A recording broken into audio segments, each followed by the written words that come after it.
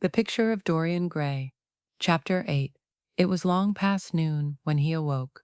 His valet had crept several times on tiptoe into the room to see if he was stirring, and had wondered what made his young master sleep so late. Finally his bell sounded, and Victor came in softly with a cup of tea and a pile of letters, on a small tray of old Sevres china, and drew back the olive satin curtains with their shimmering blue lining that hung in front of the 3 tall windows. "Monsieur has well slept this morning," he said, smiling. "What o'clock is it, Victor?" asked Dorian Gray drowsily. 1 hour and a quarter, monsieur." How late it was. He sat up, and having sipped some tea, turned over his letters. One of them was from Lord Henry, and had been brought by hand that morning. He hesitated for a moment, and then put it aside. The others he opened listlessly.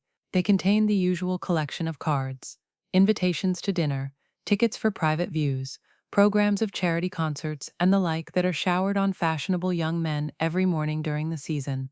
There was a rather heavy bill for a chased silver Louis Quinze toilet set that he had not yet had the courage to send on to his guardians, who were extremely old-fashioned people and did not realize that we live in an age when unnecessary things are our only necessities. And there were several very courteously worded communications from Jermyn Street moneylenders offering to advance any sum of money at a moment's notice and at the most reasonable rates of interest. After about 10 minutes he got up, and throwing on an elaborate dressing gown of silk-embroidered cashmere wool, passed into the onyx-paved bathroom. The cool water refreshed him after his long sleep. He seemed to have forgotten all that he had gone through. A dim sense of having taken part in some strange tragedy came to him once or twice, but there was the unreality of a dream about it. As soon as he was dressed, he went into the library and sat down to a light French breakfast that had been laid out for him on a small round table close to the open window. It was an exquisite day. The warm air seemed laden with spices. A bee flew in and buzzed round the blue dragon bowl that, filled with sulphur-yellow roses, stood before him. He felt perfectly happy. Suddenly his eye fell on the screen that he had placed in front of the portrait, and he started. "Too cold for monsieur?" asked his valet, putting an omelette on the table. "I shut the window?" Dorian shook his head. "I am not cold," he murmured. Was it all true?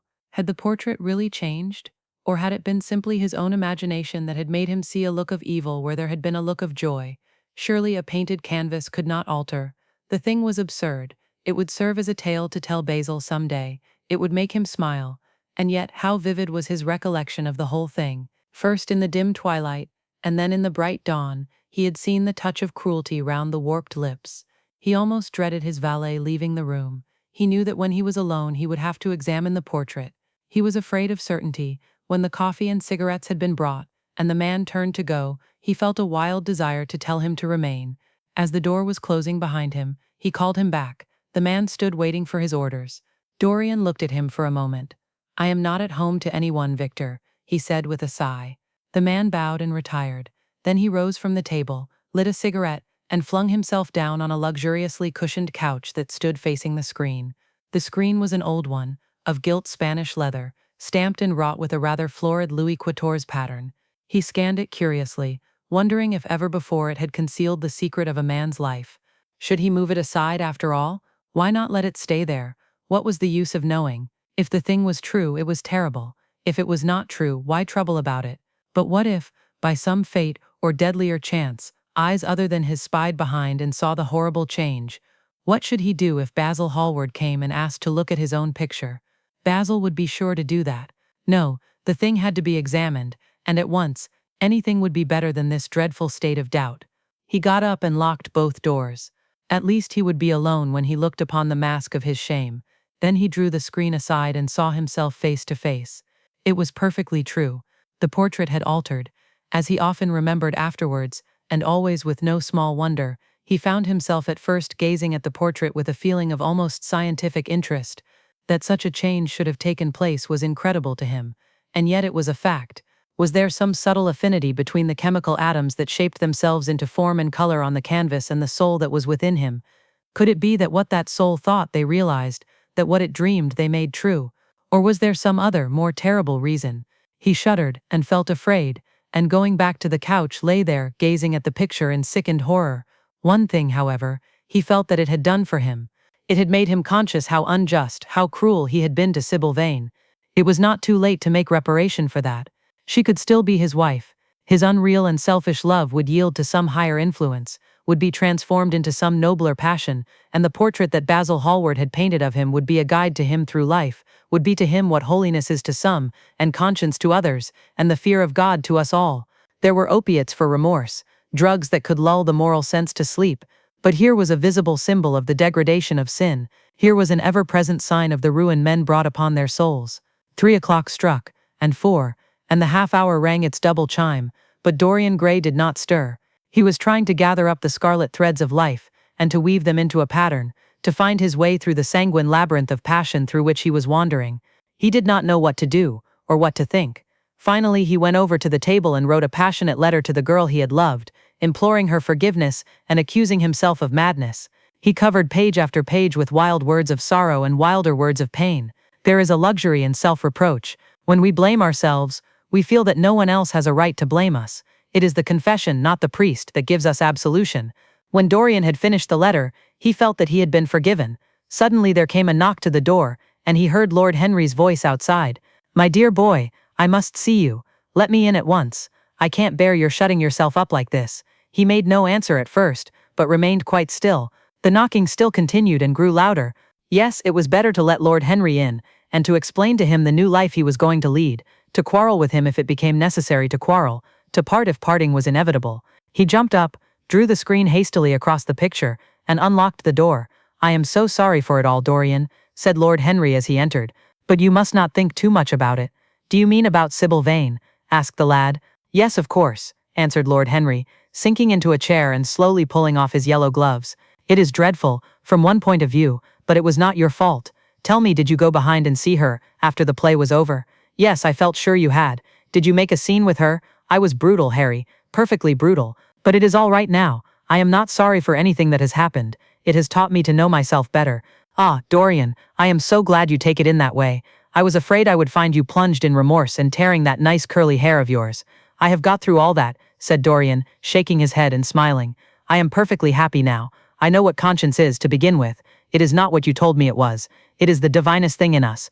Don't sneer at it, Harry, any more, at least not before me. I want to be good. I can't bear the idea of my soul being hideous. A very charming artistic basis for ethics, Dorian. I congratulate you on it. But how are you going to begin?" "By marrying Sibyl Vane." "Marrying Sibyl Vane," cried Lord Henry, standing up and looking at him in perplexed amazement. "But my dear Dorian—" "Yes, Harry, I know what you are going to say. Something dreadful about marriage. Don't say it. Don't ever say things of that kind to me again. 2 days ago I asked Sibyl to marry me. I am not going to break my word to her. She is to be my wife." "Your wife? Dorian, didn't you get my letter? I wrote to you this morning and sent the note down by my own man." "Your letter? Oh yes, I remember. I have not read it yet, Harry. I was afraid there might be something in it that I wouldn't like. You cut life to pieces with your epigrams. You know nothing then. What do you mean?" Lord Henry walked across the room, and sitting down by Dorian Gray, took both his hands in his own, and held them tightly. "Dorian," he said, "my letter, don't be frightened, was to tell you that Sibyl Vane is dead." A cry of pain broke from the lad's lips, and he leaped to his feet, tearing his hands away from Lord Henry's grasp. "Dead? Sibyl dead? It is not true. It is a horrible lie. How dare you say it?" "It is quite true, Dorian," said Lord Henry gravely. "It is in all the morning papers. I wrote down to you to ask you not to see anyone till I came. There will have to be an inquest, of course, and you must not be mixed up in it. Things like that make a man fashionable in Paris. But in London people are so prejudiced. Here one should never make one's debut with a scandal. One should reserve that to give an interest to one's old age. I suppose they don't know your name at the theater. If they don't, it is all right. Did anyone see you going round to her room? That is an important point."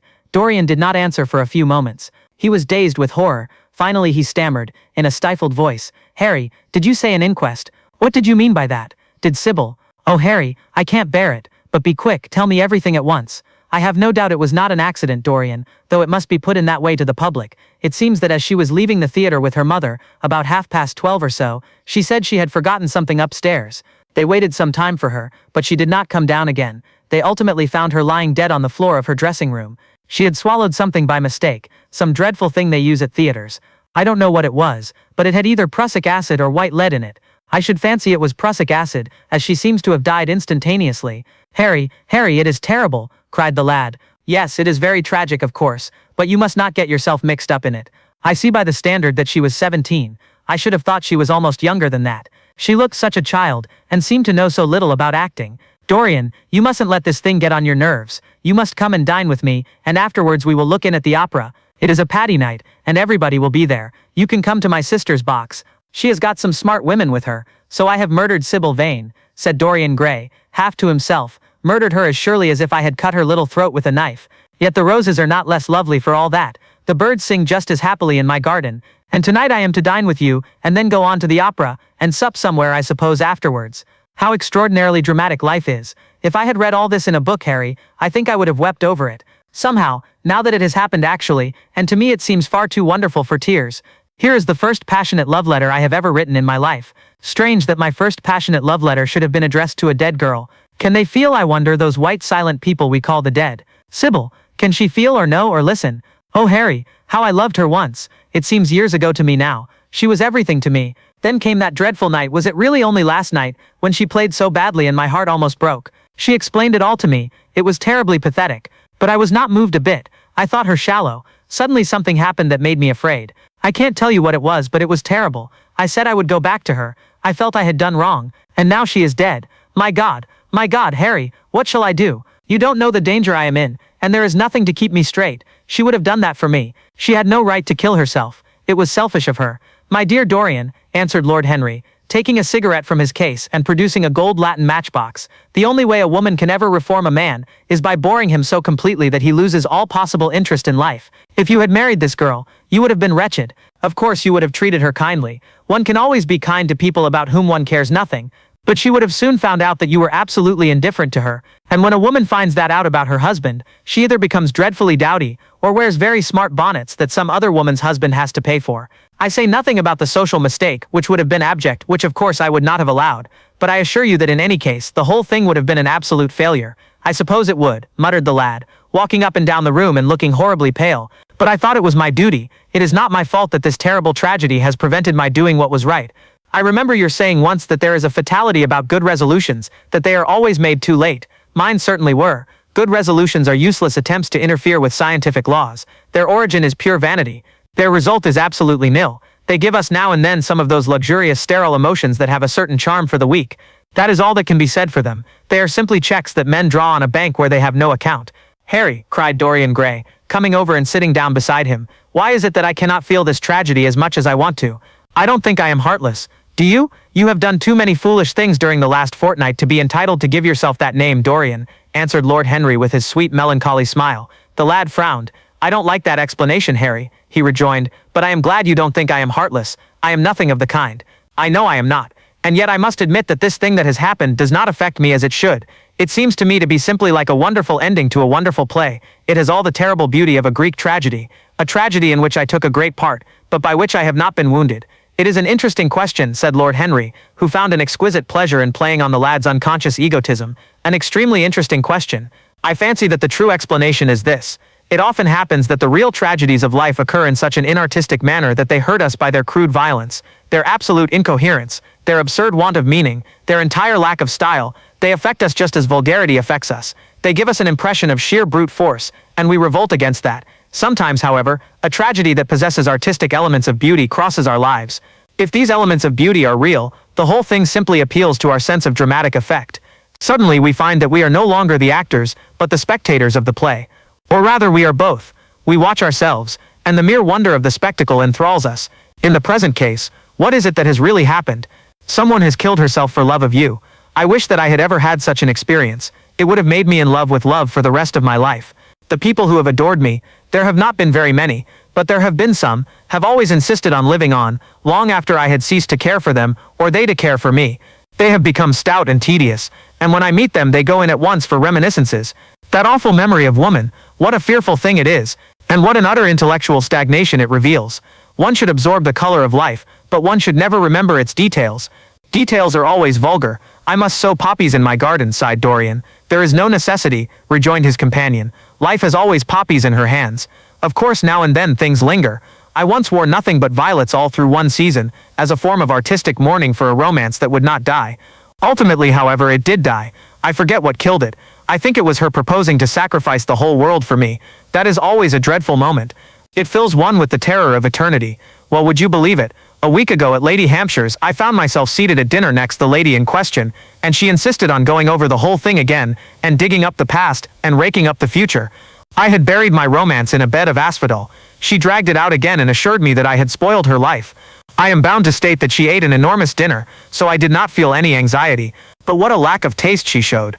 The one charm of the past is that it is the past. But women never know when the curtain has fallen. They always want a sixth act, and as soon as the interest of the play is entirely over, they propose to continue it. If they were allowed their own way, every comedy would have a tragic ending, and every tragedy would culminate in a farce. They are charmingly artificial, but they have no sense of art. You are more fortunate than I am. I assure you, Dorian, that not one of the women I have known would have done for me what Sibyl Vane did for you. Ordinary women always console themselves. Some of them do it by going in for sentimental colors. Never trust a woman who wears mauve, whatever her age may be, or a woman over 35 who is fond of pink ribbons. It always means that they have a history. Others find a great consolation in suddenly discovering the good qualities of their husbands. They flaunt their conjugal felicity in one's face, as if it were the most fascinating of sins. Religion consoles some. Its mysteries have all the charm of a flirtation, a woman once told me, and I can quite understand it. Besides, nothing makes one so vain as being told that one is a sinner. Conscience makes egotists of us all. Yes, there is really no end to the consolations that women find in modern life. Indeed, I have not mentioned the most important one. What is that, Harry? Said the lad listlessly. Oh, the obvious consolation. Taking someone else's admirer when one loses one's own. In good society that always whitewashes a woman. But really, Dorian, how different Sibyl Vane must have been from all the women one meets. There is something to me quite beautiful about her death. I am glad I am living in a century when such wonders happen. They make one believe in the reality of the things we all play with, such as romance, passion, and love. I was terribly cruel to her. You forget that. I am afraid that women appreciate cruelty, downright cruelty, more than anything else. They have wonderfully primitive instincts. We have emancipated them, but they remain slaves looking for their masters, all the same. They love being dominated. I am sure you were splendid. I have never seen you really and absolutely angry, but I can fancy how delightful you looked. And after all, you said something to me the day before yesterday that seemed to me at the time to be merely fanciful, but that I see now was absolutely true, and it holds the key to everything. What was that, Harry? You said to me that Sibyl Vane represented to you all the heroines of romance, that she was Desdemona one night, and Ophelia the other, that if she died as Juliet she came to life as Imogen. She will never come to life again now, muttered the lad, burying his face in his hands. No, she will never come to life. She has played her last part, but you must think of that lonely death in the tawdry dressing room simply as a strange lurid fragment from some Jacobean tragedy, as a wonderful scene from Webster or Ford or Cyril Tourneur. The girl never really lived, and so she has never really died. To you at least she was always a dream, a phantom that flitted through Shakespeare's plays and left them lovelier for its presence, a reed through which Shakespeare's music sounded richer and more full of joy. The moment she touched actual life she marred it, and it marred her, and so she passed away. Mourn for Ophelia if you like. Put ashes on your head because Cordelia was strangled. Cry out against heaven because the daughter of Brabantio died. But don't waste your tears over Sibyl Vane. She was less real than they are. There was a silence. The evening darkened in the room. Noiselessly and with silver feet the shadows crept in from the garden. The colors faded wearily out of things. After some time Dorian Gray looked up. You have explained me to myself, Harry, he murmured with something of a sigh of relief. I felt all that you have said, but somehow I was afraid of it, and I could not express it to myself. How well you know me. But we will not talk again of what has happened. It has been a marvelous experience. That is all. I wonder if life has still in store for me anything as marvelous. Life has everything in store for you, Dorian. There is nothing that you, with your extraordinary good looks, will not be able to do. But suppose, Harry, I became haggard, and old, and wrinkled. What then? Ah, then, said Lord Henry, rising to go. Then, my dear Dorian, you would have to fight for your victories. As it is, they are brought to you. No, you must keep your good looks. We live in an age that reads too much to be wise, and that thinks too much to be beautiful. We cannot spare you. And now you had better dress and drive down to the club. We are rather late as it is. I think I shall join you at the opera, Harry. I feel too tired to eat anything. What is the number of your sister's box? 27, I believe. It is on the grand tier. You will see her name on the door. But I am sorry you won't come and dine. I don't feel up to it, said Dorian listlessly, but I am awfully obliged to you for all that you have said to me. You are certainly my best friend. No one has ever understood me as you have. We are only at the beginning of our friendship, Dorian, answered Lord Henry, shaking him by the hand. Goodbye. I shall see you before 9:30, I hope. Remember, Patty is singing." As he closed the door behind him, Dorian Gray touched the bell, and in a few minutes Victor appeared with the lamps and drew the blinds down. He waited impatiently for him to go. The man seemed to take an interminable time over everything. As soon as he had left, he rushed to the screen and drew it back. No, there was no further change in the picture. It had received the news of Sibyl Vane's death before he had known of it himself. It was conscious of the events of life as they occurred. The vicious cruelty that marred the fine lines of the mouth had no doubt appeared at the very moment that the girl had drunk the poison, whatever it was. Or was it indifferent to results? Did it merely take cognizance of what passed within the soul? He wondered, and hoped that someday he would see the change taking place before his very eyes, shuddering as he hoped it. Poor Sibyl, what a romance it had all been. She had often mimicked death on the stage. Then death himself had touched her and taken her with him. How had she played that dreadful last scene? Had she cursed him as she died? No, she had died for love of him, and love would always be a sacrament to him now. She had atoned for everything by the sacrifice she had made of her life. He would not think any more of what she had made him go through, on that horrible night at the theater. When he thought of her, it would be as a wonderful tragic figure sent onto the world's stage to show the supreme reality of love. A wonderful tragic figure. Tears came to his eyes as he remembered her childlike look, and winsome fanciful ways, and shy tremulous grace. He brushed them away hastily, and looked again at the picture. He felt that the time had really come for making his choice. Or had his choice already been made? Yes, life had decided that for him, life and his own infinite curiosity about life, eternal youth, infinite passion, pleasures subtle and secret, wild joys and wilder sins, he was to have all these things. The portrait was to bear the burden of his shame, that was all. A feeling of pain crept over him, as he thought of the desecration that was in store for the fair face on the canvas. Once in boyish mockery of Narcissus, he had kissed or feigned to kiss, those painted lips that now smiled so cruelly at him. Morning after morning, he had sat before the portrait, wondering at its beauty, almost enamored of it, as it seemed to him at times. Was it to alter now with every mood to which he yielded? Was it to become a monstrous and loathsome thing, to be hidden away in a locked room, to be shut out from the sunlight that had so often touched to brighter gold the waving wonder of its hair? The pity of it, the pity of it. For a moment, he thought of praying that the horrible sympathy that existed between him and the picture might cease. It had changed in answer to a prayer. Perhaps in answer to a prayer it might remain unchanged. And yet who that knew anything about life would surrender the chance of remaining always young, however fantastic that chance might be, or with what fateful consequences it might be fraught? Besides, was it really under his control? Had it indeed been prayer that had produced the substitution? Might there not be some curious scientific reason for it all? If thought could exercise its influence upon a living organism, might not thought exercise an influence upon dead and inorganic things? Nay, without thought or conscious desire, might not things external to ourselves vibrate in unison with our moods and passions, atom calling to atom in secret love or strange affinity?